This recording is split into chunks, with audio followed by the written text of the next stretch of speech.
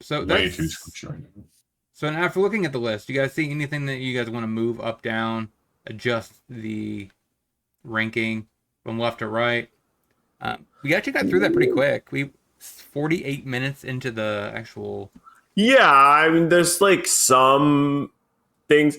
I think if anything, we could just talk about like the top section, right? The only question is if there's anything else that could or should be an A or above, like that's the main question, because A and above is what you should be playing if you want to win any prizes, right? Like if you're entering a tournament and you want to come home and take prizes and you're not purely just there for fun, you should be playing an A tier above deck, right? To give yourself the best chances to get there. Yeah, so I would think that we basically look up at B and up. The only one I could see maybe there is Yami and Shanks. Some of the B plus decks you could maybe top 64 with, but I think Nami is still a pretty Nami will be at least A tier, but I think it's kind of almost dragged down because of like how many people play it, if you know what I mean. And also doesn't have Odin yet. And especially how many people play it poorly, because the secret of Nami is that it's secretly an aggro deck. And it's like an aggro deck that wins the race because it's a 7k leader on defense. But you really need to be like getting some kind of board state and putting pressure on them. And too many people dirtle around with the deck, definitely. It's like...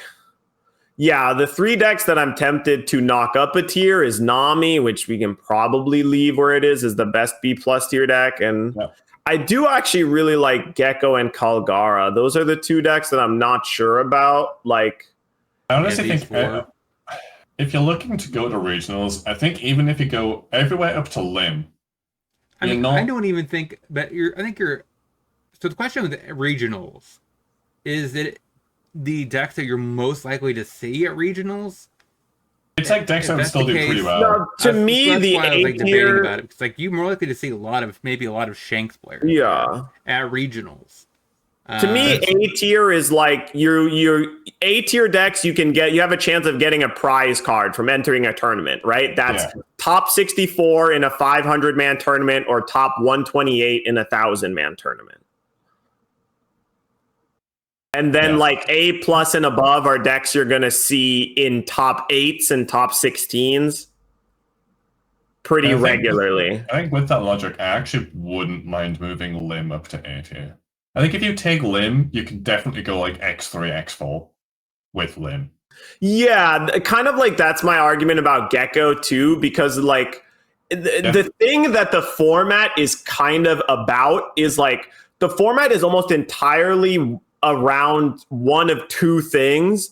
Either you're a Luffy deck using Gum Gum Giant, or you need to be a deck that kind of leans aggressive and is able to make 6k swings frequently, right? Like you kind of have to be doing one of those two things.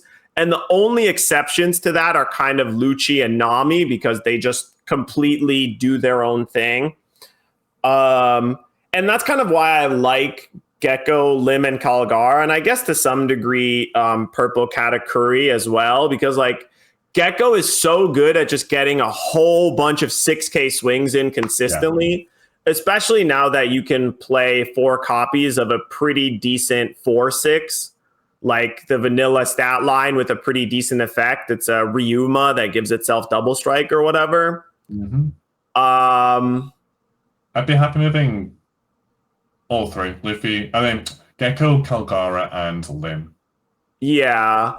The Purple Katakuri I'm still not the biggest fan of, just because like it feels like you have to play the event searcher to be able to hit your 8-drop Katakuri and Perosporos often enough, and that just like is risky in terms of overall counterless cards. I think Gecko and Kalgara I would move up, but Lim I'm still okay to pass on. It's a little okay. I think a little Lim fragile now. I'm happy to say. Well, it's more. I think in 10 rounds, If you go first 5 times with Lim, I think you probably get 5 wins. Yeah. So I'm probably happy with it being in B+. Yeah. I mean, Gecko is like my sleeper pick for a deck that kind of like is nice because it's pretty consistent at doing its thing now, where you just like have a whole bunch of Thriller Bark cards and you just try and activate leader effect every single turn to get a body. I don't think it would fit in under A, because I think A, the difference between A and B plus is more of how much of it will show up in any given regional.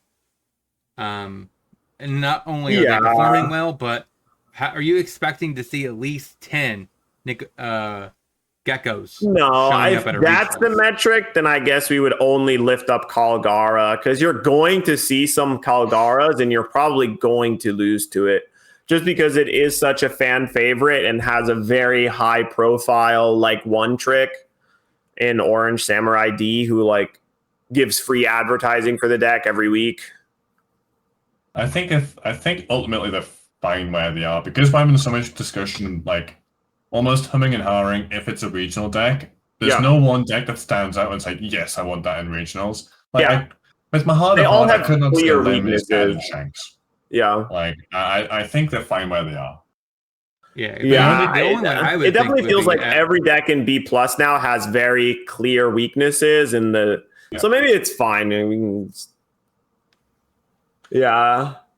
I guess then to kind of cap up is like, how do you guys feel about the format, about this tier list? Like, is there enough variation in it? And like, I guess the question that's on everybody's mind is, how necessary is the Gum Gum Giant ban? Do we need it now? Do we need it later?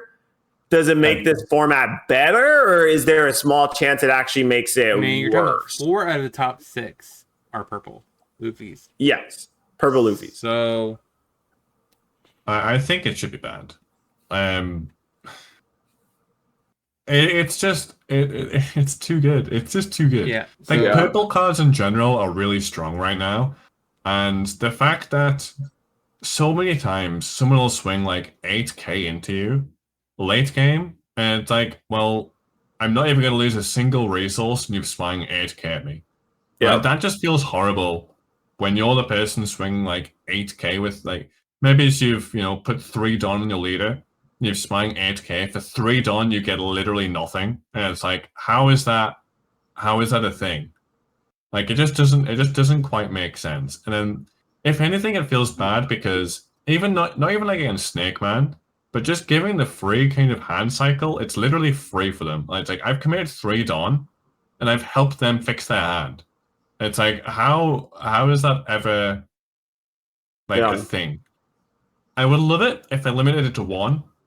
I think that's probably the most fair. It's not like super broken. It's not like, it's not Ice Age. It's not Great Eruption. It's not Gecko Maria levels of like meta defining. It's more that the rest of the purple cards are really strong alongside it. Yeah. And this card's just like random free value for no real reason. So comments. Let us know down below if next month you want us to do a power ranking on the the assuming that if Gum Gum Giant got banned, this would be the updated leaders. Because I'm kind of curious how that's going to actually pan out if we did that next month. If we do, because maybe Katakuri or Lim becomes the best black purple deck. That would be more of like how does purple get shooken up if the Gum Gum Giant was banned? How would the power rankings look then? So let us know in the comment section if you guys want us to do that. The more I think about it and the more I look at the tier list, I'm wondering if banning Gum Gum Giant would even change that much. It just like the fundamental strategies of all the decks doesn't really change that much. It just like cuts a few points of win percentage off all of the Luffy decks because they don't just get like free late game win. Hear me out. If that happened, boom.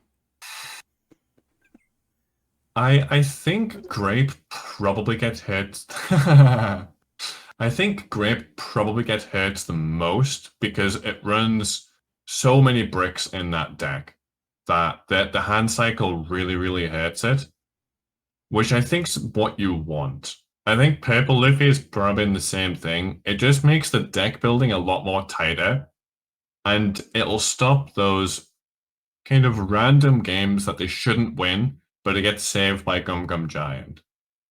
When like the strongest decks in the format also kind of get these.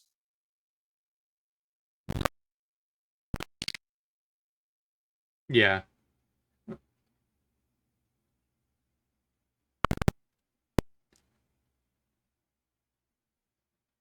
Uh,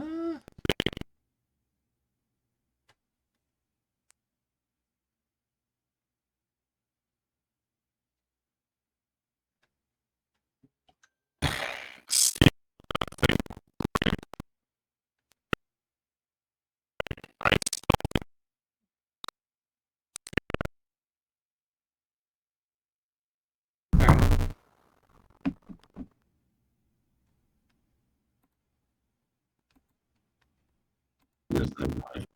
Okay, he's back. Okay, yeah.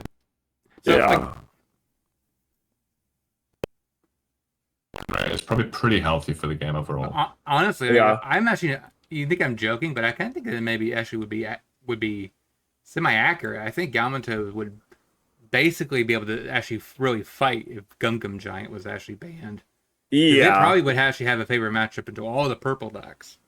Yamato would definitely be one of the decks that gains the most from the Gum Gum Giant ban Yeah, for I think sure. it literally would be just a the fun fan favorite to being actually probably S tier.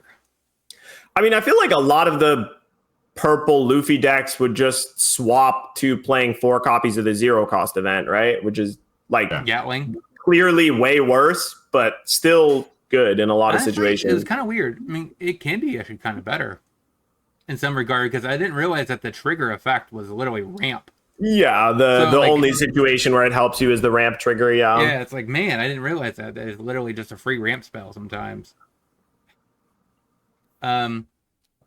Yeah, let us know in the comment section if you guys want us to do a tier list on the assumption that Gum Gum Giant gets banned. Because that would be an interesting caveat and change. So we're still maybe on the pressure maybe these 4 purple Luffy decks will still be top tier. And it might be just because there's so much search, Straw Hats, support in general more than other pirate types. Yeah, the one that loses the most is probably green purple, but the one that loses the least is mono purple. Like mono purple will still 100% be fine post Gum Gum Giant. Probably. I think blue purple will get hit quite a bit because it does really depend on Gum Gum Giant to stay alive without last having no more life left. Like it could literally get down to having no life, and Gum Gum saves them. It's enough where Sanji plus Katakuri, and then it just kind of snowballs. It just they're doing 9 drop plus hold up Gum Gum Giant every turn, right? Yeah. So it could very much hit this win percentage to the point where it might be dropping down to A plus or A. But so, is there any other discussions you guys want to have? The one I guess would be debatable is Marco really an A or was it a B plus?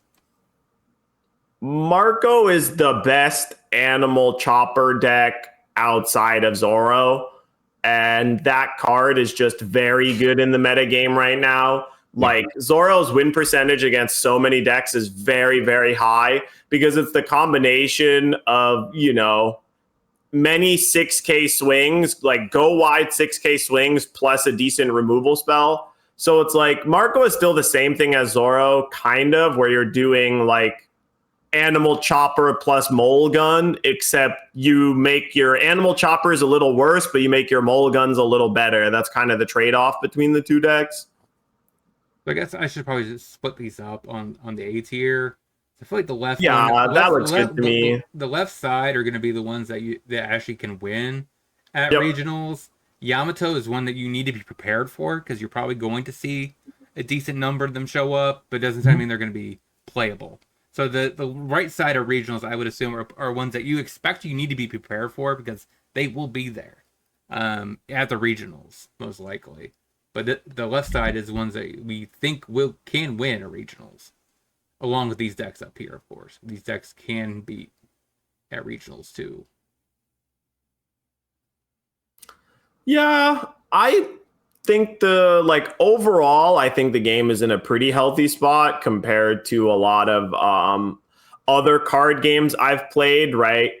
Like there is definitely a card that needs to be banned in the meta, but we're nowhere near a like tier 0 meta, I guess. It's like you could say that Gum Gum Giant is tier 0, but that encapsulates like 5 decks, all of which play very differently and have very different matchups against different decks. Yeah. Right? Like I guess the only exception to that is Bello Betty, which has a good matchup against Purple Luffy no matter what, but that's just I guess you can make the argument maybe it's not that oppressive if it can't lift up Purple Red to the point of being competitive and viable.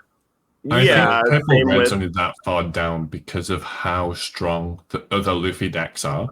Yeah, but if Gum Gum was still good, then this would be under it could top locals. But we have it under locals. Like honestly, if I was even in like A tier, I wouldn't blink an eye. I think that'll be fine. But like it's so noticeably worse than the other Luffy decks that I don't think I wanted an A tier. No, it's just so much more fragile. But I mean, his argument still applies to like Nico Robin too, right? It's like you need to be doing something good that Gum Gum Giant helps you do, right? And if your deck isn't already like strong, then Gum Gum Giant doesn't do the same turbocharging. Yeah, Nico Robin's actually was never really a bad deck. She just, and I like the fact that she it's fine. Yeah. She does do a decent job at ramping herself. But it's weird that she basically is someone that incentivizes you to basically not really commit any more to the board until like turn 3 or 4 because you're attacking with her to get the banish while also ramping. So it's like she's a little weird in that spot. She doesn't promote healthy, migration to your board states until like turn 5. We're just in a meta where like playing 10 drops every turn is not a reasonable strategy for victory. It's not really like you can't rely on playing 1 10 drop every turn to be enough to win. And I don't. Your opponent is dropping 18 Dawn worth of characters every turn. Yeah, with either whether that be with Sanji or whether that be with Green Purple Luffy doing Sanji Pudding to get like 4 or 5 extra Dawn a turn, right? Or even just like it's kind of funny that like a lot of 10 drops right now are just worse than playing 2 5s. Mm-hmm. Right? Like Luffy Taro into Sangoro is like still pretty solid. Yeah, better than a 10 drop. And I'm actually trying blue oil Luffy with Luffy Taro now because it's basically a purple deck anyways. And then VV Theory had it where he was using Luffy Taro cheating in a Sanji and Pudding. Yeah, and oil Luffy. I think there's a tiny chance that we should explore like Black Purple Luffy, but with some kind of Big Mom package, because you have 8 drop category. You can play the 3 cost Pudding that gets you a Dawn back whenever you Dawn minus, and you can also do Sanji Pudding.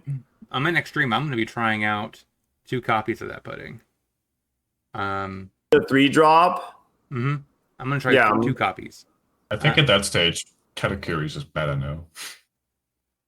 If you're not running strike researches, I think it's close, but I'm just wondering, like, what would it be like to play Katakuri but with Beer Luffy in it? I kind of get you. But you can't really play it with this one. No. No, but I'm saying like you take the Katakuri deck list and you copy it over to Black Purple Luffy, make a few changes for the leader locked cards, and add Beer Luffy. Sadly, I wish there was more purple Big Mom.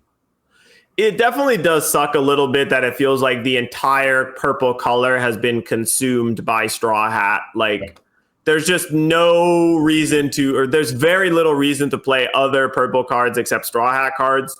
The only exception really is 8-drop Katakuri, right? Like, and Raging cards. Honestly, her in general has kind of gotten shafted in this game. She's one of the most iconic big figures in the actual show. But Big Mom, she's here. Her best one's Fun Rogue. Yeah, there's no good Big Mom leader, and most of the Big Mom cards aren't that great either, or they haven't been in a long time. How is she one of the most biggest villains in the entire show not have a good card? It seems like she should. I mean, the cards are fine. They're just not like meta warping or whatever, right? Like 6-drop Big Mom's fine, 7-drop Big Mom's fine, 10-drop Big Mom's fine, but I think they should just print a very good purple yellow Big Mom. Yeah, well, hopefully we'll see. Because then she gets all the best cards from Katakuri. She gets the best cards from, basically she basically would be a great replacement for this bad pudding. Yeah, the pudding. Yeah. I think that's something that they really should work towards in this game. Would be nice. They have a bunch of leaders they're working towards, right? Everybody's hyped because it looks like there's going to be a Gold Roger leader and potentially even an Emu leader, which will be really interesting. 7K leader is going to be weird. I have no idea how they're going to balance that. I assume there's going to be some drawback or something. Must be giant drawback. I'm really interested to see what's going to see. Yeah, so it'd be kind of weird. So I guess, would they also give us a Rocks leader? Maybe. I guess that might happen soon because it looks like we're going to get to Rocks in the manga relatively soon. We're flashing back to the age when Rocks was a pirate, but that would be kind of cool. And see a young Big Mom, see a young Rocks I feel like is a 2026, 2027 type of card maybe. I think that would be cool to see a young Kaido too. Yeah, there's so many things that they could still do. Everybody is always talking about like, oh my god, but now we have a leader for basically every faction, but there's still like so many characters in One Piece and so many different eras. Like the nice thing about One Piece is like so many characters you don't see only once, right? You get to see them over multiple different points in their life. So we could have the same thing happen in the card game. And also, I mean, that's also why I think rotation's good too. Because once like an old green kid gets rotated, then you could print a new kid leader, and you're kind of you don't have conflicts with the actual these the characters. It just allows you to keep reprinting or printing new versions of the card, the character as a leader. So but. I mean, this is our tier list for now. I think it looks pretty good. It's pretty varied. There's a lot of different things you can do. Obviously, you got to ask yourself, like, is there a reason why I'm not playing a Luffy deck? And if you have one, you can, not play a Luffy deck. But if you're a tryhard, if you're really a grinder, if you really want to, like, secure yourself a cereal, you should probably either play a Luffy deck or Bello Betty, because that really, like, the win rates of Bello Betty against Luffy decks are absurd. And it has some pretty terrible win rates into the other decks, but Bello Betty is definitely the Luffy Slayer, which is funny. So if you're looking to nab yourself a cereal, I would play one of those 5 decks. There's a lot of other options too, but you'll have to let us know. And I like this because it's also reflected, I guess, how good the meta is, where, like, if you want to play aggro, you have Betty, you have Zoro. If you want to play, like, a more bigger aggro deck, you have Smoker, you have Whitebeard here at the topper part. If you want to play a little bit more control style, you have Blackbeard, you have Bonnie. Yeah. So, like, you have that. If you want to play Ramp, there's 4 of them for you with the Luffys. If you wanted to play a little bit, also, I should say, Boogie's probably more like go big aggro too, so it would probably be under the category of Smoker, Whitebeard, and Boogie. So like then if you want to play like control, you have a Nell. If you wanted to play hard decks, you want to get really grindy and learn a deck to the front to back to become a really good player, you have smoke group. Reiju, Yeah, Reiju, Reiju, and then you have Law, Law. and like So Nami. like there's just and Usopp also is kind of like a mid-range control list that's harder to pilot. So like you could really get your foot wet and learn a very hard deck, very simple deck to get in the game and compete with the Luffy's. I think definitely our most controversial take on this tier list is Usopp over Nami and Yamato, but I don't know. High roll Usopp is still crazy good. Like, Yeah, I think Usopp. I think this should be here. I think that's fair. It's at the Yeah, I mean, you're gonna play against Blue Yellow Nami at regionals, but it's not a deck that I'm ever really like scared of when I sit down against the table. yeah, especially with Shanks, right? It's like just because of how popular it is. Like, so many of the decks are playing some really Me terrible personally, I would have cards. had probably like this. Nah, Shanks is so bad right now. But you still need to be prepared. You need to make sure your deck can address it if you face it, because it will be there and you will have to face it. Probably. Nah. At least if you play against the Shanks, I would be surprised. You're gonna play against significantly more Kalgaras than you are Shankses. I think every Luffy deck beats Shanks. Yep. Ella Betty's probably not terrible against it either. I thought it actually got better. It beats Oil Luffy. It beats Purple Luffy. Yeah, I thought it bridged the gap. It actually does. I would well love to see how purple. many games that is out of. Exactly. That will not be a big sample size. Because I believe I played Purple Luffy for a video recently, and I got hosed by Shanks. Yeah. Which I guess that's not saying much. I'm not experiencing as a good player as these two. But, I have been getting better. Like, I haven't actually been getting at least 50% win rates. So yeah. I'm not an embarrassment anymore. Is Shanks better than Blue Yellow Nami? Probably. But there's going to be like 3 times as many copies of Blue Yellow Nami in any tournament than Shanks.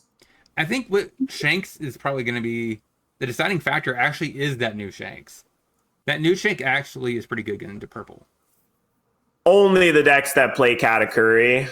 Katakuri. I mean, it even counts for your big Luffy's. It's like fine. I don't think it's ever more than a 2 of though. Yeah, it's not more than a 2 of, but it boosting your Shanks to a 2K or 7,000 for I believe until your next turn is actually quite potent. It kind of the problem is then that they have a character of 8,000 power and all. Exactly. So like even with leader effect, you're leader affecting and still removing a card. Yep. Like a very specific game state where like your leader's still just 7k and they have an 8k leader. Sorry, they have an 8k character. The only one I've seen that's even good against was really good was Boogie when if they cheat out the boot Boogie and that's an 8k dude, then you can kind of do something, but it's still not great. Not great. Yeah. But overall, I think this is actually pretty good. Yeah, this is fine. Yeah, I'm pretty happy with it. All right, so let's go ahead and get out into the closing. Let's start off with Mr. Steve. Yeah, I will be trying to play more One Piece this week. I didn't necessarily take a break. I just got really addicted to Rematch, which I absolutely love that game. Yeah, that's funny. Laura came into my chat and was like, he's addicted to some sports game. Yeah, I don't know if I'd even see him at local today. I haven't seen you all week, and I was like, man. Yeah. Yeah, I've 45, 50 hours on that game already this week. But yeah, damn. I've got my homework. I need to build Purple Katakuri, so I'll be around this week on probably live on Twitch. I might just try and make some YouTube videos as well. My Twitch is It's Not Steven 0. Definitely feel free to come in and flame my tier list recommendations. Yep. But yeah, that's me for this week. What about you, Dead Half Breed? I'm gonna be looking forward to playing some decks too. I still feel like I gotta keep giving Smoker a try, but at the same time, or maybe I just admit it's not me. It's not a deck for me, and I move on to something else. But I think I'll probably try picking up some Usopp. But I've been really trying to put more stuff on my YouTube channel at That Half Breed on YouTube. I've been trying to do deck breakdowns and cut out more gameplay from my streams and stuff. So obviously follow me there on YouTube, and then I'm on Dat Halfbreed on Twitch as well. And yeah, what about you, Kebby? What are you up to this week? So I'm gonna try to start getting back into streaming on Sundays. Of course, we've been doing the podcast, and normally that's around the time I usually try to get about a 2-hour stream in. So this technically would be yesterday. I will be trying to stream since I got my recordings done for Sunday night. I'm gonna be streaming that night, but I get back into rhythm there and figure out how I can get back to 3 days a week for streaming. But overall, don't forget the links to all of our channels are in the description. Go check out all of us, subscribe, and like this video, comment, share this video, comment like definitely would like to get some more questions going, and all that down below. And we'll talk to you guys next week, where we'll be covering for our end of the month. The goal is to try to get it to where we're going to break down, look at some cards that have been on the dip or on the increase based on market value.